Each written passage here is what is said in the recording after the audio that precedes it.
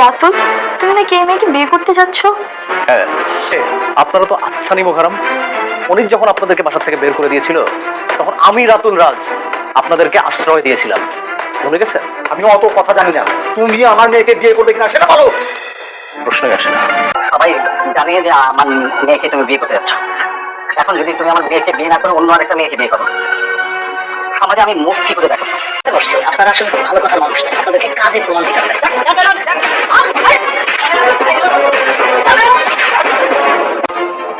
আপনার এই অবহেলার কারণে আপনার সন্তান রাস্তায় অ্যাম্বুলেন্স হয়ে মারা গেছে।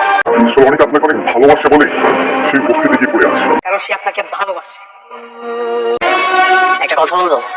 বলো। তুমি আমাকে টিপরে চিনছো?